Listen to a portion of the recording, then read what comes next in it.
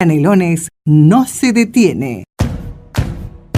El Frente Amplio se mueve en cada punto del departamento. Con esfuerzo y compromiso militante, avanzamos hacia el Canelones que soñamos. No se detiene la risa, no para una canción. Produce el licenciado Darwin Peña Zapeto. Conduce, y ya llega junto a ustedes, el presidente de la departamental del Frente Amplio de Canelones, Mariano Bianchino. No pares vos.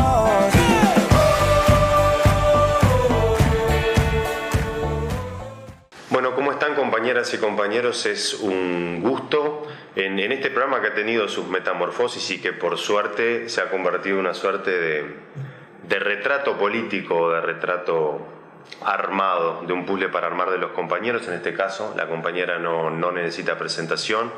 Entrevistamos y conversamos, más que entrevistar, a la compañera Mónica Xavier. Que bueno, que en los datos, digamos, primarios sabemos que es médica, que es la actual secretaria general del Partido Socialista, cardióloga, que tenés un niño, pero yo quiero empezarte a preguntar por el antes de que fueras la senadora, la expresidenta, la presidenta del Frente Amplio. ¿Cómo era tu familia? ¿Cómo comenzaste a militar? O cómo era ese Uruguay también, ¿no? Sí, bueno, un gusto estar en esta charla con ustedes. Yo viví, aunque nací en Montevideo, viví mi infancia hasta los 9 años en Artigas. Y era un departamento siempre muy colorado, muy conservador, en donde se daba una confrontación que después vimos que iba a ocurrir en todo el Uruguay, porque uno puede decir que ya tenía fuertes antecedentes, la represión y el estar gobernando al filo de la ley allá en el norte. Obviamente... Con un Estado poco presente, ¿no? Solo presente a través de la represión ausente. Absolutamente ausente. Un departamento estancia, donde 2 o 3 familias eran las dueñas de todo, del poder político, ¿no? De la intendencia y de la jefatura de policía o del cuartel, y también los dueños de los territorios de ganadería hiperextensiva. Pero bueno, allí había también cañeros, había una efervescencia social. Muchos de los compañeros cañeros pertenecían a nuestras colectividades políticas, ¿no? Algunos de quienes luego encabezan, como Raúl Sendic, el MLN, proviene de las filas de este partido más que centenario, el Partido Socialista del Uruguay. Este año cumpliremos 107 años. Y bueno, uno podía ver la polarización en todo lo que había visible en la sociedad artiguense. Mi padre...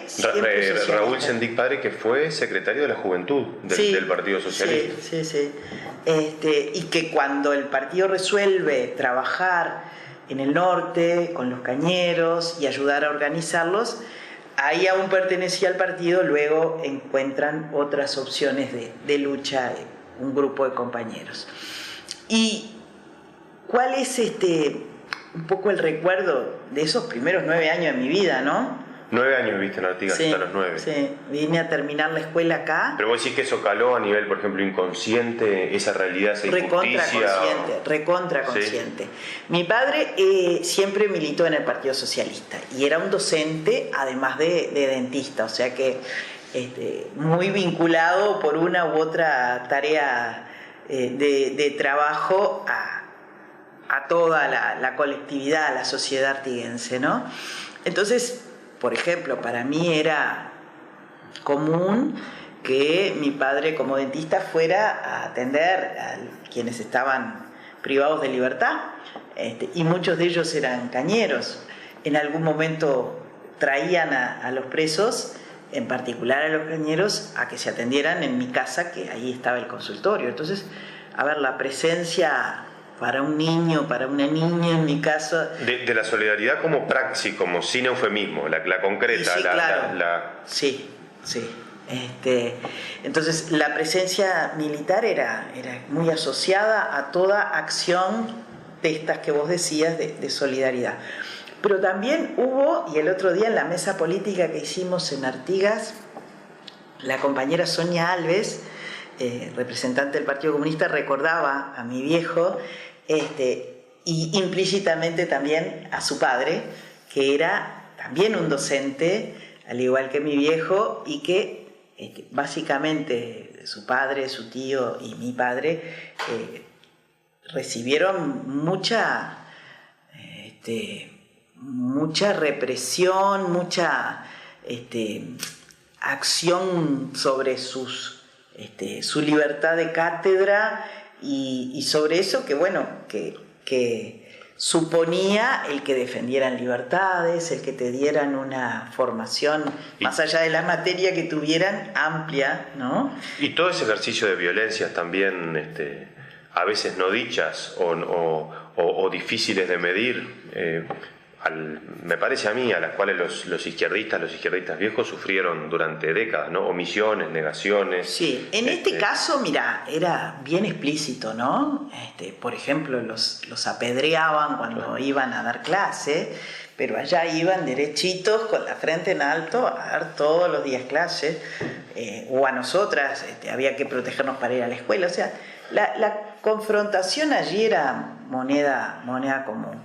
Y bueno, naturalmente eso te inspira rebeldía, ¿no? Mónica, y después ya más, digamos, más de adolescente, porque mirá lo que las bobadas que estoy pensando, porque estamos hablando del pasado, del recuerdo, viste que eso ¿no? Que dicen que recordar es volver a pasar por el corazón. Eso yo lo matricé. Y vos sos cardióloga, sí. O sea, te dedicaste muchísimos años a estudiar el corazón humano, además de médica. ¿Cómo fueron esos años y por qué también decidiste? Bueno, yo quiero decirte que la militancia en nuestra generación era muy joven, ¿no? Sí. Yo veo con relación a mi hijo adolescente ahora la diferencia de motivaciones que tenemos otras generaciones. En aquel momento todo era... ¿Te hacías hombre o mujer más? Sí, y todo era pensar que un mundo diferente estaba a la vuelta de la esquina.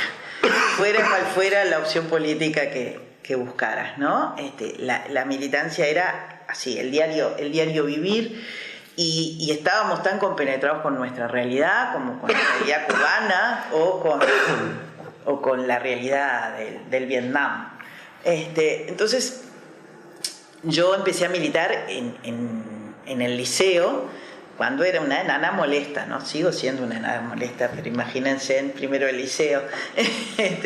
Después resolví hacer la carrera de medicina y tenía como dos opciones, o era médica o era arquitecta, o sea, entre San Juan y Mendoza. Y todavía creo que si llego a tener más vidas, las podré realizar, porque... Pero también la oferta académica era menor, ¿no? Pesaban mucho más las profesiones liberales, clásicas, ¿no? Yo hubiese querido ser cirujana, y en particular neurocirujana. Pero era tal la discriminación, no existían mujeres cirujanas. No. Y hace relativamente poco tiempo, tampoco soy tan antediluviana, ¿no? Aunque no parezca. Y bueno, era abrirse también allí un espacio.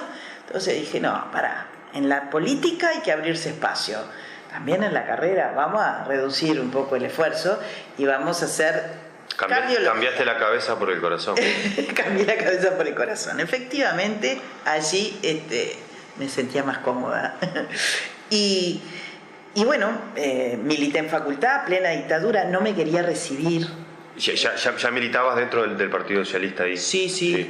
Yo me sumé en la juventud muy gurisa, y nosotros teníamos aquello de las promociones, que determinado tiempo...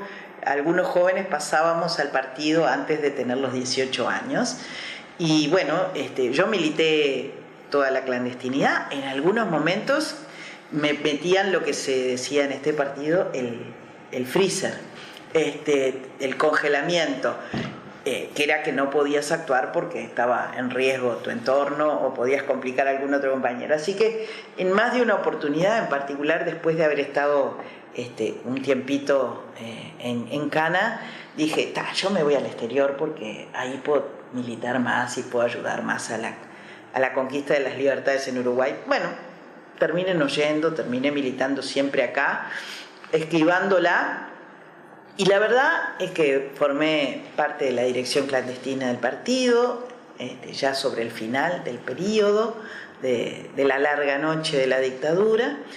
Y bueno, todos esos tiempos, ¿viste? Hasta llegar al gobierno en el 89 de Montevideo o en el 2004 para el gobierno nacional, son una sucesión de hechos históricos que es maravilloso haberlos podido vivir, ¿no? Mónica, te propongo una pequeña pausa y enseguida regresamos conversando ya más de las cuestiones del hoy y del futuro también, ¿no? Porque hay que imaginárselo también. Ya venimos. Y seguimos conversando por Canelones No se detiene y por el invento de Nos vemos en la radio con la compañera Mónica Xavier. Estábamos hablando, bueno, de la importancia o de la trascendencia de haber vivido desde adentro, desde muy cerca, la peripecia de la acumulación del Frente Amplio hasta llegar al gobierno. ¿En dónde te agarra vos ese punto de inflexión que fue el 2005, cuando veníamos de un país con tasas balcánicas de migración, con un desempleo en términos récord, niveles de pobreza y indigencia? Bueno, gana el Frente Amplio. ¿En qué andábamos por esos años? Militando en el Partido Socialista y en el Frente Amplio. Yo había estado hasta un poquito antes en la presidencia de organización del Frente. Había acompañado el periodo de la presidencia de Tabaré en el Frente Amplio como vice, con Macedo y con Olesker, y como presidenta de organización. Y la verdad que habíamos tenido la campaña del 99, donde ahí habíamos quedado estrenando el balotaje, habíamos fracasado en la segunda vuelta, y llegar al 2004... Una diferencia de muy poquitos votos. Muy poco. Era claro que el balotaje había tenido no solo sus exigencias, sino su razón de ser para impedir que llegáramos. Y había grandes discusiones, no te creas que todo el mundo decía de una vez y para siempre en el 99 hay que llegar porque el país nos necesita y podemos transformar. Mucha gente decía, ¿y estaremos preparados?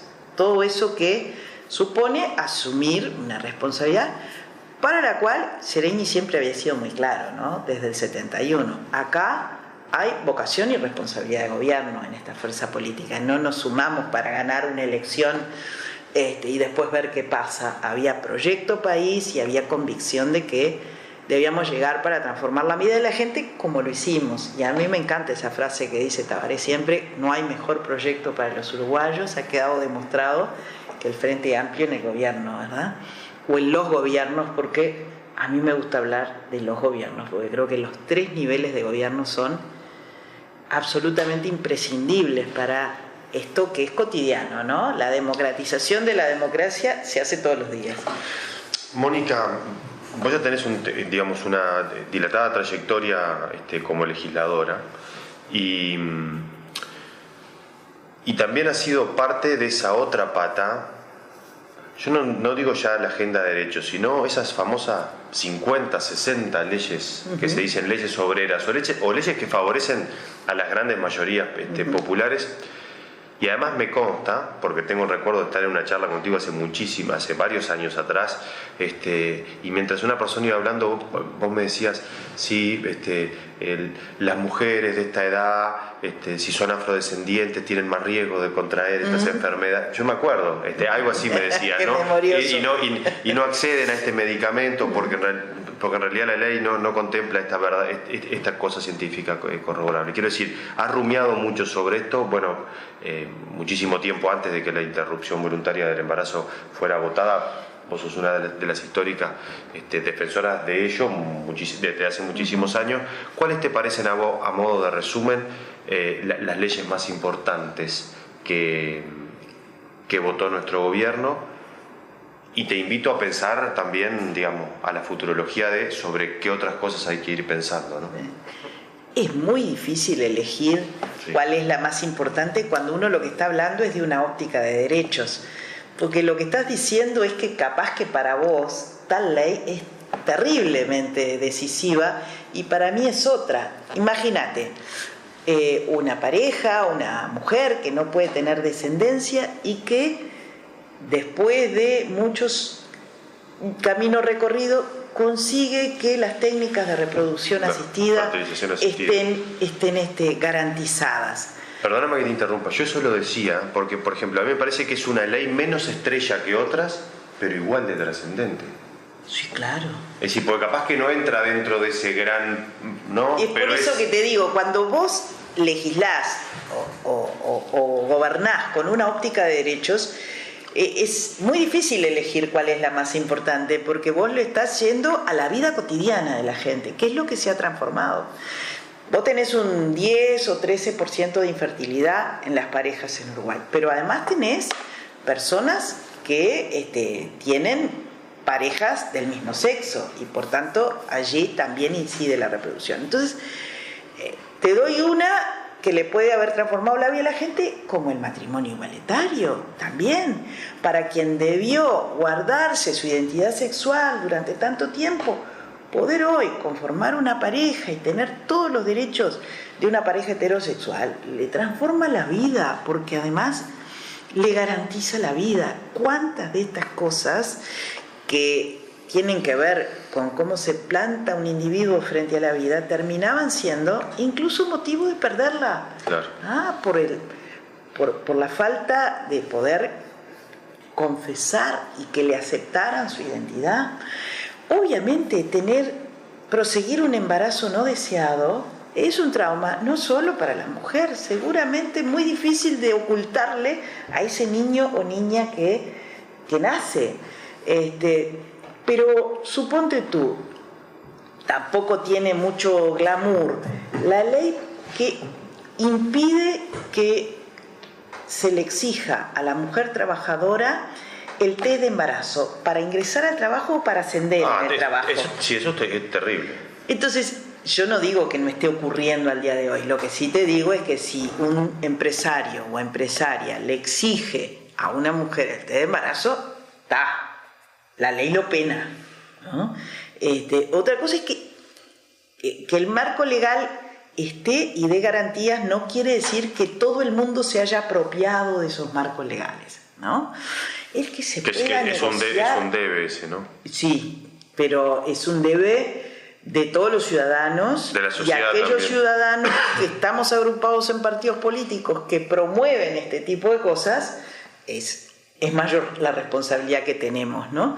Ahora, yo lo que te digo es, un trabajador rural, ¿no? Con las discusiones que tuvimos además para esa ley, ¿no? Porque, bueno, no se le puede dar horas extras porque el trabajo rural tiene exigencias que no tienen nuestros trabajos. En un país que ha vivido de lo agrícola ganadero, es terrible, 100 años después. La naturalización, digamos, de la desigualdad, claro, en función de un relato construido desde el poder, desde el que oprime. Obviamente. No, porque cuando uno ve a dirigentes de la oposición decir, no, yo la voté en contra porque considero de que no se adecúa al trabajo rural, es un eufemismo para decir que se piensa en el lugar del patrón de la estancia. Totalmente.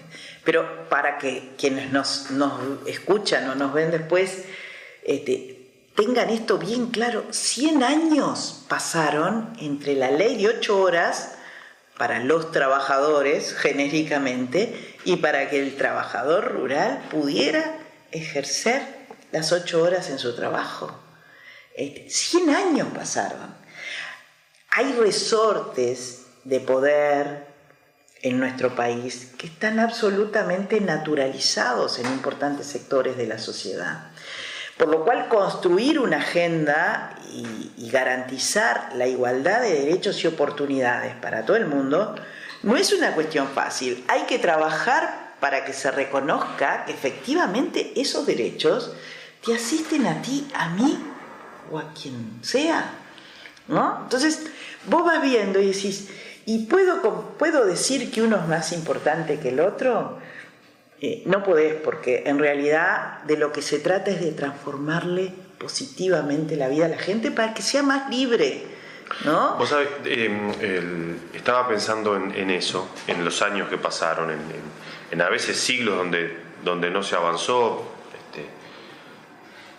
sobre todo después como del fracaso de aquel modelo de sustitución de importaciones y del neovallismo, digamos ya, y con el declive económico del país y todo lo que hablamos antes y que sabemos que vino. El lunes en nuestra mesa política departamental nos acompañó otra mujer militante, otra mujer política, la ministra Carolina Cose. Y ella nos decía algo similar aplicado a la tecnología. Nos decía, las primeras generaciones de niños Ceibal están ingresando a la universidad y es la primera vez en la historia que entran masivamente gurises con determinado perfil de contención o no, familiar, socioeconómica, de ingresos, de lugar de residencia, es decir, los que nunca antes hubieran podido ingresar a la universidad. Hay un porcentaje importante de ellos que está entrando, lo cual masifica con los problemas que eso genera en la educación, pero rompe también un poco esa barrera elitista que era prácticamente hasta no hace mucho una barrera infranqueable, ¿no? Es decir, ahora, los efectos incluso que uno no, porque no es solo la computadora para la foto, ¿no? En una cajita, sino el impacto que tiene.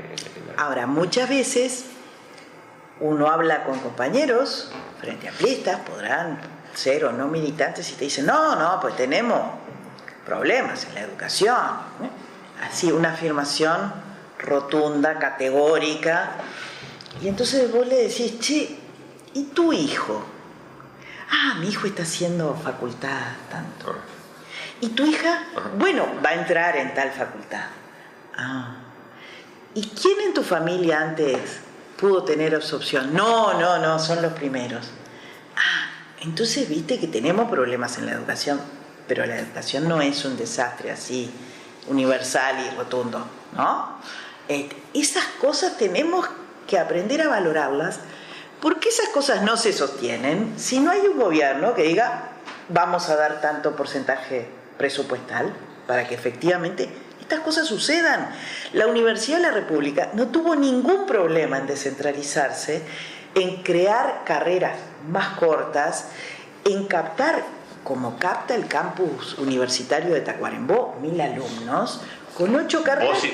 Vos y yo también somos de una generación donde Universidad de la República, donde Facultad y Montevideo eran sinónimos. Claro. Era impensado. Era desarraigo. Es la canción de Pablo Estramín, del venir a morir a la capital. Morirse en la capital, sí. Cuando quieras estudiar. Y en ese Tacuarembó, al inicio de la ciudad, hoy hay un campus, pero además no solo está la universidad descentralizada, hay también otros organismos como el INIA, como dependencias del Estado, y tiene que haber sinergia y tiene que eso poder producir, y lo produce, efectos positivos que transforman la realidad.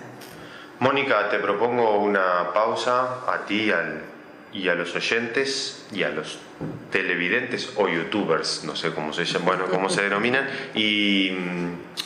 y te propongo en el último bloque hablar un poquito del futuro, de cómo ves el frente y el país del mañana. Ya venimos.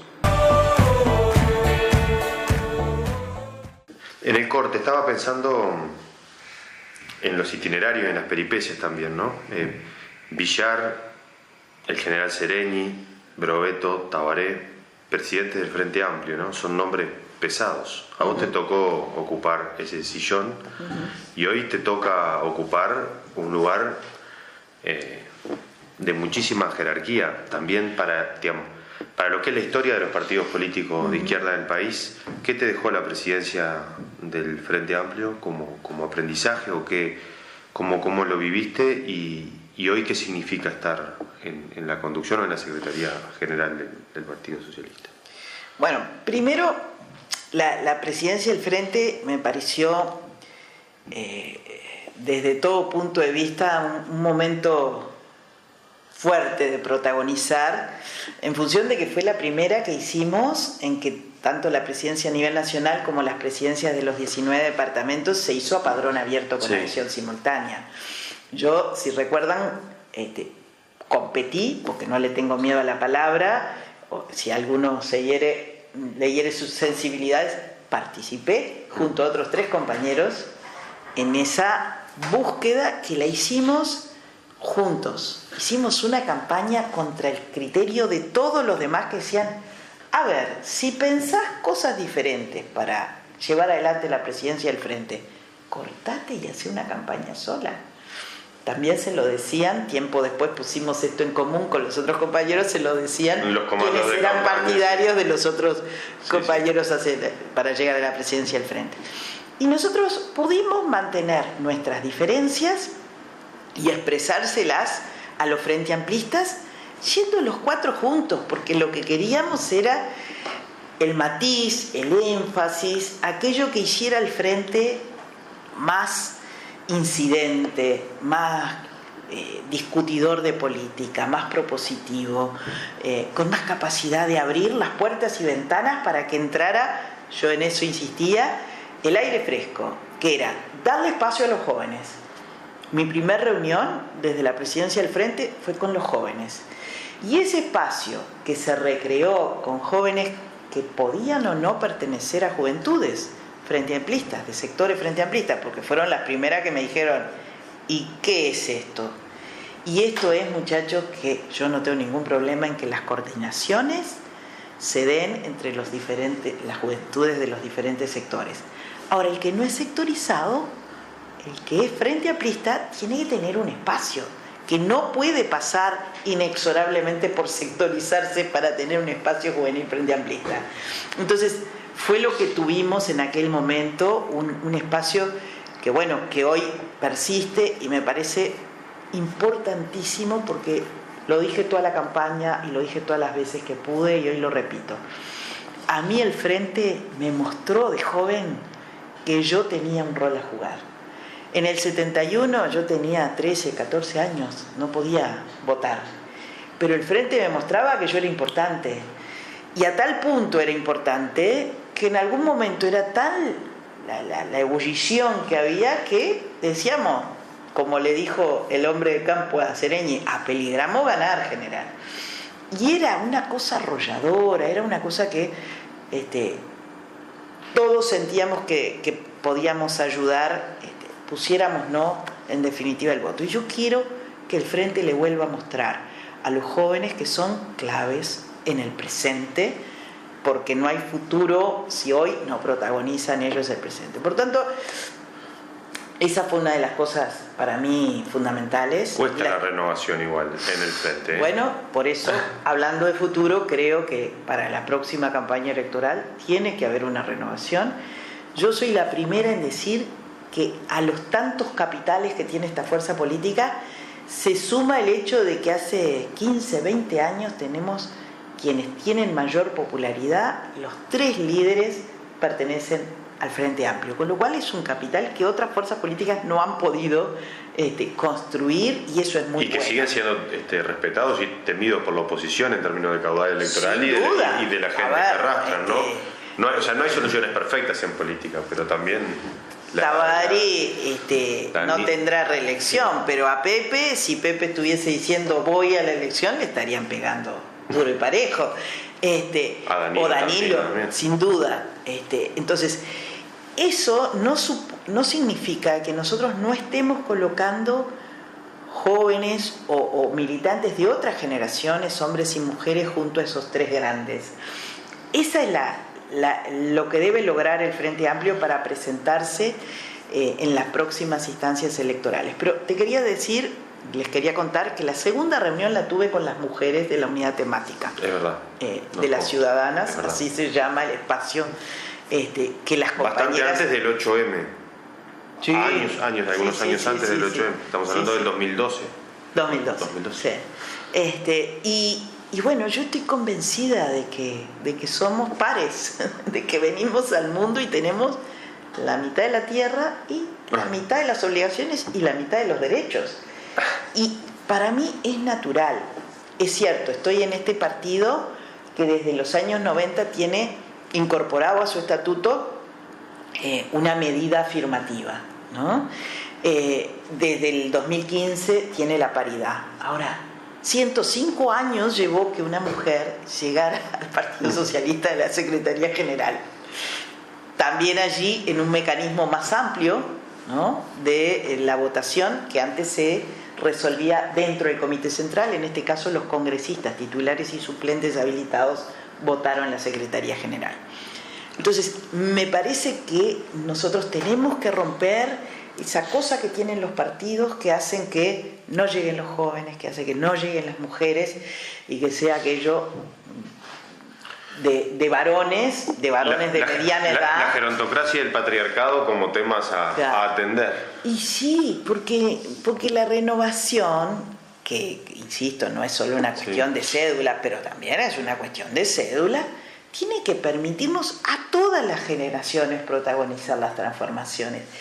Y es tan natural que todos tenemos algo que hacer, pero ¿qué hacemos nosotros? No le damos espacio y después decimos, ay, pero a los jóvenes están fuera de la política. No, están dentro de la política. Sí. Y hablan mucho. Yo en los ómnibus uno ve a veces, yo sé que me van a matar los compañeros de mi querida departamental cuando escuchen esto, pero a veces viajo en los ómnibus y gurises de Morral, del liceo, mantienen entre ellos, con herramientas, con elementos, yo quedo sorprendido, discuten muchísimo de política y con un nivel muchas veces superior al que damos a veces en nuestras sesiones de la mesa. Sin embargo, no integran ningún partido político, ninguno. Claro, pero allí hay que llegar con el mensaje. Entonces, también para volver a Sereñi nos decía, el Frente nació en el pueblo. Y es desde allí que no se puede despegar. Así estés en la más importante responsabilidad, que es conducir desde el Poder Ejecutivo los destinos del país, no te podés despegar de donde surgiste, de tu pueblo. Por tanto, sigue siempre siendo un condicionamiento que debemos tener para cada una de las decisiones que tomamos. No dejar de tener oídos y ojos allí donde las cosas suceden, ¿no? Mónica, te hago la del estribo, la penúltima, como decía el Tatina allá en el Sauce, que nunca tomábamos la última, porque la última es cuando te morí, que tomábamos siempre la penúltima y así quedábamos algunas veces. Me hablaste de la necesidad de pensar en términos organizativos, generacionales, en términos de equidad del Frente Amplio del mañana. Y te lo pregunto también como una dirigente política de muchos años, como una senadora, ¿cuáles son los desafíos o en qué cosas piensa Mónica Xavier para el Uruguay de los años que se vienen? Es decir, ¿no? Está claro que tenemos el 2019, que va a ser una campaña bastante intensa, por decirlo en términos políticamente correctos, pero yo te pregunto que ya se largó. Sí, lo sabemos que quienes trabajamos, ¿no?, como de esto, por la intensidad, por la agenda, es impresionante lo que hay, pero en términos estratégicos, ¿no? ¿Qué piensa la senadora sobre el futuro de por dónde? A ver, puedo pensar en reformas de segunda generación para todas aquellas que hicimos en el periodo 2005-2010. Pero lo que pienso todos los días y me desvela es la situación de nuestros niños. Nosotros aún tenemos un nivel de pobreza que hemos reducido dramáticamente del 40 al 9 y algo %, pero en los niños es 4 veces mayor. Y eso es una ventana de oportunidades que la están perdiendo todos los días, todas las horas esos niños. Y yo quiero eliminar la pobreza infantil en este país. Eso supone que tengamos más oportunidades de empleo, sin duda, que tengamos más capacitación para los hombres y mujeres, porque el empleo va asociado a la capacitación. Por tanto, nosotros tenemos que decirle a nuestros compañeros, muy bien, militen, pero no dejen de estudiar, no dejen de formarse. El desafío está en la capacidad, en la inteligencia. Y no hay un rol de la familia también ahí, de la recomposición del tejido social. Sí, sin duda. Hogares diversos y múltiples como son los arreglos familiares en nuestro país tienen que tener un nivel de integración que es imprescindible. Ahora, ¿sabes qué? Yo creo que nosotros podemos pensar todos los lugares desde donde acotamos esa realidad, pero el tiempo conspira Y entonces yo puedo pensar en un país integrado a un Mercosur ampliado, puedo pensar un Mercosur integrado a otras regiones en el mundo, puedo decir, con todos los avances tecnológicos que tuvimos, universalizados además, porque no solo diseñamos autopistas para que la velocidad de internet sea la mejor, la mayor en la región, sino que llega a los hogares. También tiene que llegar. Y hay países que todo eso lo piensan en términos de maximización de beneficios y de capacidad económica, claro, porque bueno, que pase la fibra óptica por la puerta de una viejita. Pero ni que hablar en las escuelas, en las plazas, en los parques, Sí, entonces, ese es un Uruguay que hay que imaginar, ¿tá? Pero hay que imaginar ese Uruguay sin olvidarse de aquellos que yo quiero terminar diciéndote, hoy hace 20 años que desapareció físicamente José Pedro Cardoso, un hombre clave para la unidad del Frente Amplio, para la unidad del Partido Socialista, y nos decía: cuando te encuentres en la cruz de los caminos, es famosa. Sí, no dudes, si te pones del lado del que más te necesita, nunca te vas a equivocar. Y yo quisiera que no nos equivoquemos, que frente a la cruz de los caminos, que muchas veces es compleja, es más que una cruz, es un laberinto muchas veces. Sí, no nos olvidemos que todavía hay mucha gente que nos necesita. Y ese es un compromiso. Podemos haber hecho cosas mal, cosas mejor, cosas peor, pero que hay gente que todavía sigue necesitando para su vida, ¿no? Para su sobrevida, de que haya un gobierno con sensibilidad izquierda, que haya un nuevo gobierno Frente Amplista. Compañera Mónica Xavier, en nombre de todos los Frente Amplistas canarios, muchísimas gracias por habernos acompañado en el espacio radial y televisivo nuestro. A ustedes, muchas gracias. Gracias, nosotros nos reencontramos la semana que viene. Como decimos siempre, los queremos mucho. Chao. No se detiene la risa, no para una canción. Aquí termina una hora de encuentro entre los y las Frente Amplistas. Los esperamos la próxima semana para seguir informando y compartiendo historias de un Frente Amplio que avanza en Canelones. Canelones no se detiene, un espacio de la departamental del Frente Amplio.